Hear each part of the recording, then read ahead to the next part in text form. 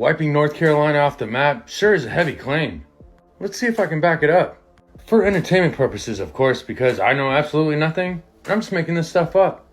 Now, you can't talk about the history of Asheville or the whole state of North Carolina without mentioning the Vanderbilt family. This Vanderbilt family. And that starts with this man, Cornelius, also known as the Commodore. Once known as the richest man in America, the Commodore made his money from the railroads. In fact, he was the one that built Grand Central Station. And not only was he a good friend to Teddy Roosevelt, but the Vanderbilt family was also friends with some other familiar names. Specifically, J.P. Morgan. In fact, when the Commodore passed, his kids sold his whole railroad empire to J.P. Morgan. And where did some of that money go? Well, George Washington Vanderbilt here decided to build a home in Asheville, North Carolina. And that home is known as the Biltmore. But see, there was a problem. See, where he wanted to build it, there was already a thriving community there. And it's funny, because most people think that the people of North Carolina support forced employment. In fact, a lot of the communities in North Carolina were former employees.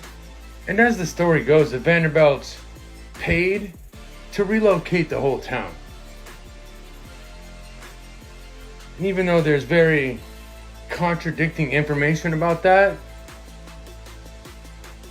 including cemeteries with 2,000 ex-employees' graves,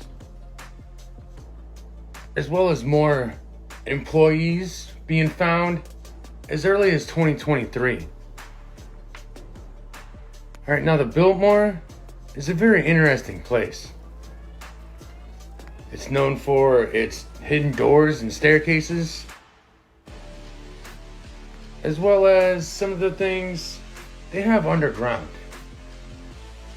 One of those things is the underground pool. And the rumor is that when some of the artwork was pulled from old John Podesta's home, this was one of the paintings. I can't move, but you can look it up. It's called The Lion's Roar. And this painting is said to be a scene from the underground pool at the Biltmore. But you can be the judge.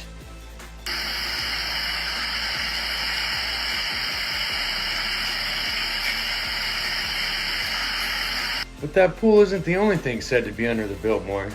See, after the Biltmore was done, it brought a certain group of people to the area. See, in 1909, the Freemasons arrived in Asheville, and by 1915, their first temple was built. And since the day that was built, the residents of Asheville have said that there was tunnels underneath that temple that lead to the Biltmore, as well as some other places.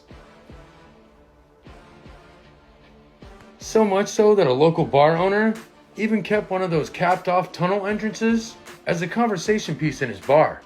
A connector to a network of tunnels underneath the city of Asheville. But Tom Israel believes it may have been connected to this. And there are other entry points into this tunnel system throughout downtown. Some still exist, some don't.